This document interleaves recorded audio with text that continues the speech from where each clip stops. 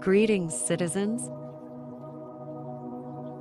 Your journey is about to begin.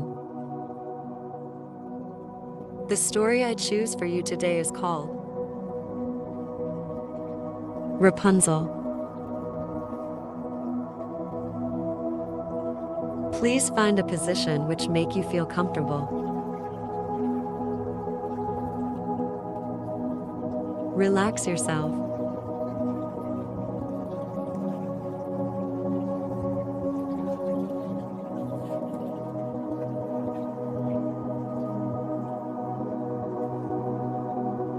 There were once a man and a woman who had long in vain wished for a child. At length, the woman hoped that God was about to grant her desire. These people had a little window at the back of their house from which a splendid garden could be seen, which was full of the most beautiful flowers and herbs.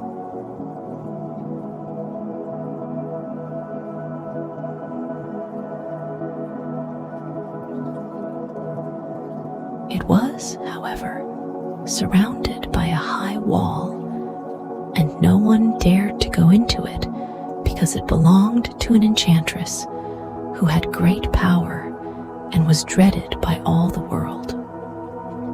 One day, the woman was standing by this window and looking down into the garden when she saw a bed which was planted with the most beautiful rampion, Rapunzel.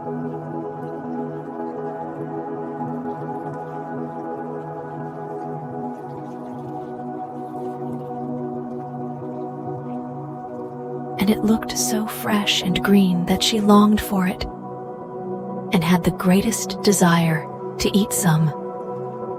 This desire increased every day, and as she knew that she could not get any of it, she quite pined away and looked pale and miserable. Then her husband was alarmed and asked, "What aileth thee, dear wife?" "Ah," she replied,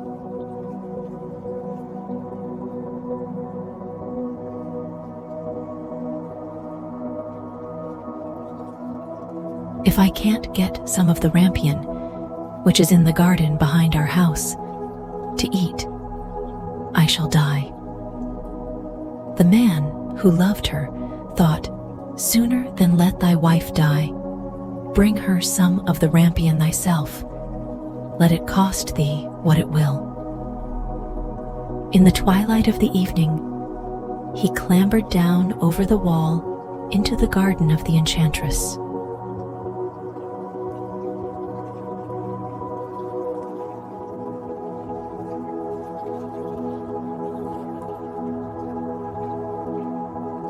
Hastily clutched a handful of rampion and took it to his wife.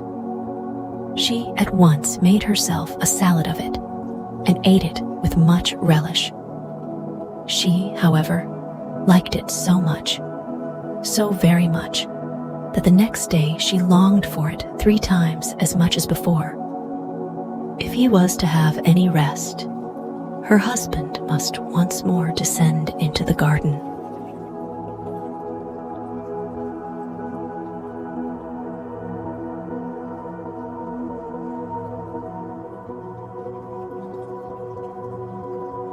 In the gloom of evening, therefore, he let himself down again. But when he had clambered down the wall, he was terribly afraid, for he saw the enchantress standing before him. "How canst thou dare," said she with angry look, "to descend into my garden and steal my rampion like a thief? Thou shalt suffer for it." "Ah," answered he,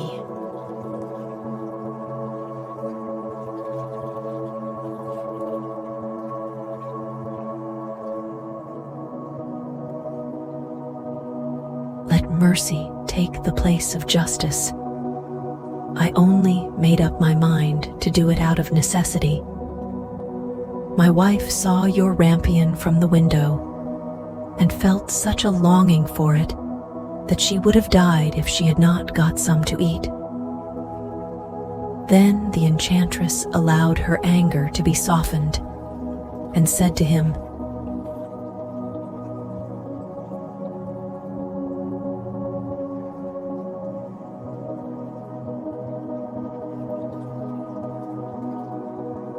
"If the case be as thou sayest, I will allow thee to take away with thee as much rampion as thou wilt. Only I make one condition. Thou must give me the child which thy wife will bring into the world. It shall be well treated, and I will care for it like a mother."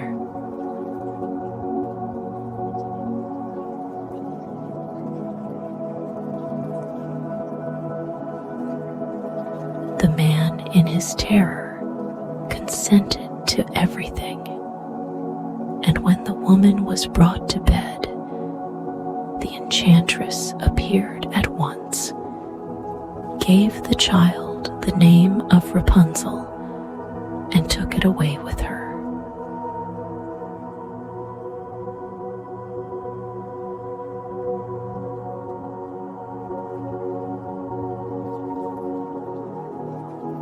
Rapunzel grew into the most beautiful child beneath the sun. When she was 12 years old, the enchantress shut her into a tower, which lay in a forest, and had neither stairs nor door, but quite at the top was a little window. When the enchantress wanted to go in, she placed herself beneath it and cried,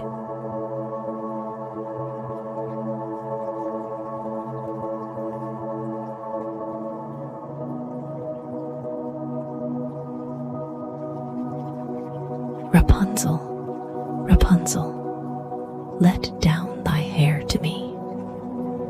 Rapunzel had magnificent long hair, fine as spun gold, and when she heard the voice of the enchantress, she unfastened her braided tresses, wound them round one of the hooks of the window above, and then the hair fell 20 ells down, and the enchantress climbed up by it.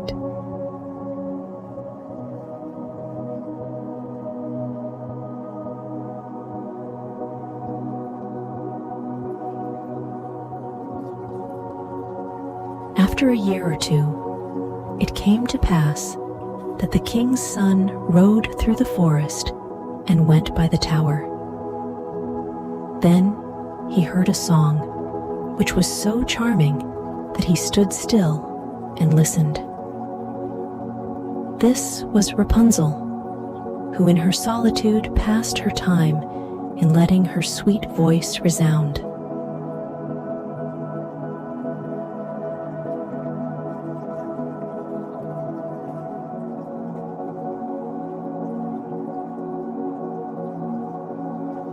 The king's son wanted to climb up to her and looked for the door of the tower, but none was to be found.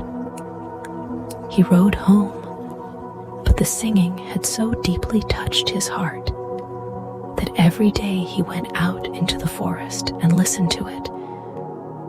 Once, when he was thus standing behind a tree, he saw that an enchantress came there.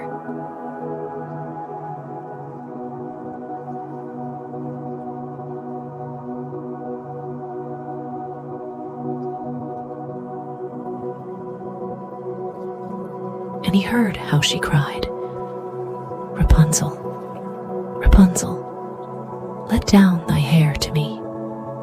Then Rapunzel let down the braids of her hair, and the enchantress climbed up to her. "If that is the ladder by which one mounts, I will for once try my fortune," said he. And the next day, when it began to grow dark, he went to the tower and cried,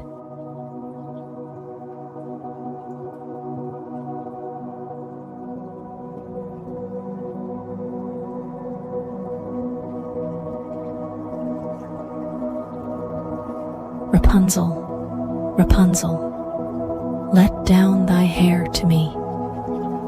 Immediately the hair fell down, and the king's son climbed up.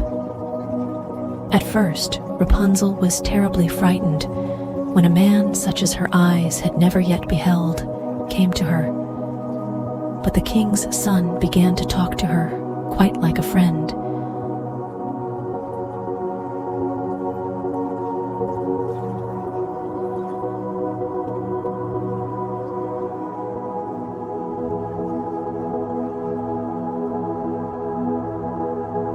And told her that his heart had been so stirred that it had let him have no rest, and he had been forced to see her. Then Rapunzel lost her fear, and when he asked her if she would take him for her husband, and she saw that he was young and handsome, she thought, "He will love me more than old Dame Gothel does."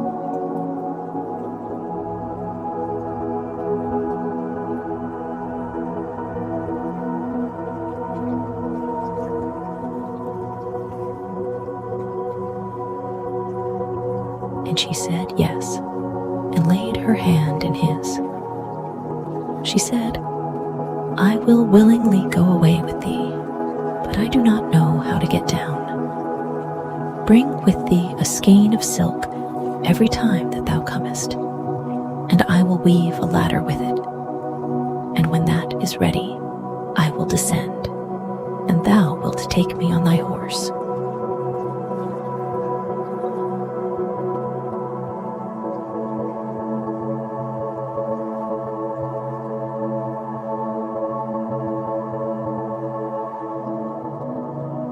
They agreed that until that time he should come to her every evening, for the old woman came by day. The enchantress remarked nothing of this, until once Rapunzel said to her, "Tell me, Dame Gothel, how it happens that you are so much heavier for me to draw up than the young king's son. He is with me in a moment."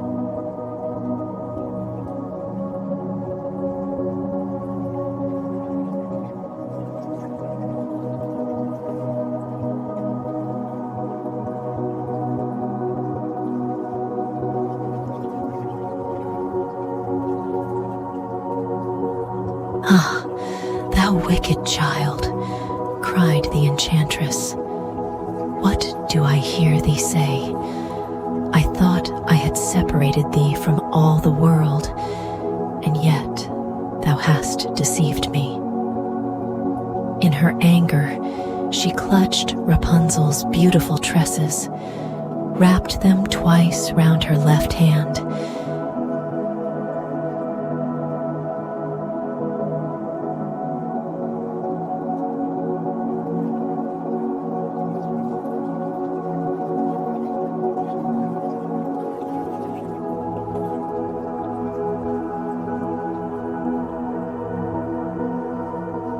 seized a pair of scissors with the right, and snip, snap, they were cut off, and the lovely braids lay on the ground. And she was so pitiless that she took poor Rapunzel into a desert, where she had to live in great grief and misery.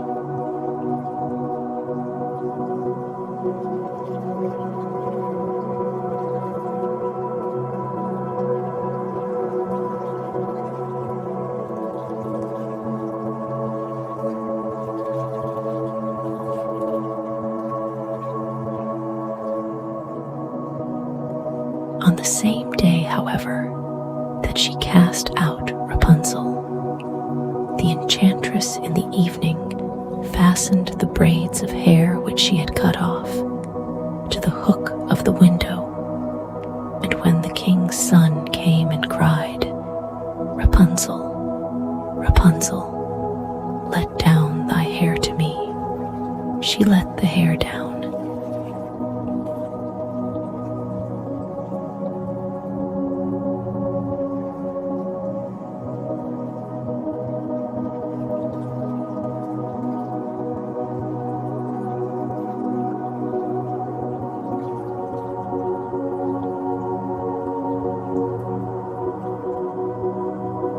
king's son ascended, but he did not find his dearest Rapunzel above, but the enchantress, who gazed at him with wicked and venomous looks.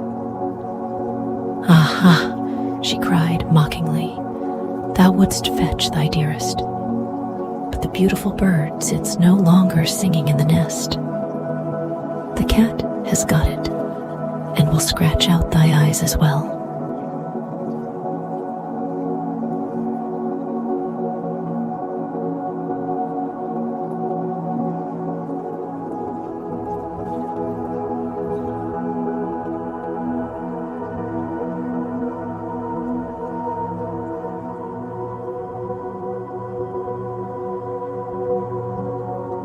Rapunzel is lost to thee, thou wilt never see her more.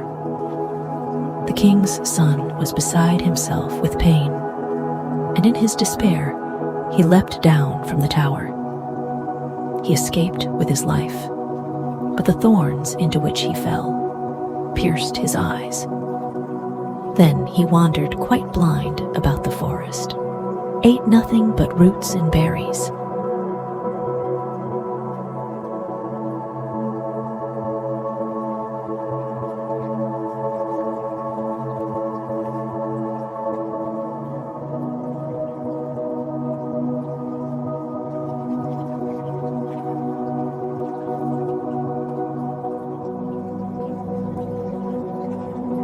And did nothing but lament and weep over the loss of his dearest wife. Thus he roamed about in misery for some years, and at length came to the desert where Rapunzel, with the twins to which she had given birth, a boy and a girl, lived in wretchedness.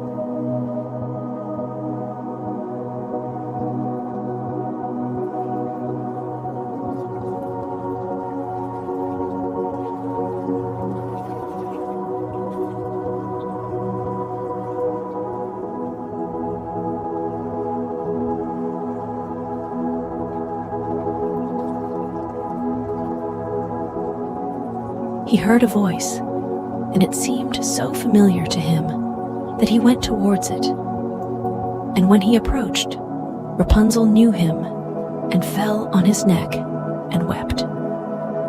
2 of her tears wetted his eyes, and they grew clear again, and he could see with them as before. He led her to his kingdom, where he was joyfully received.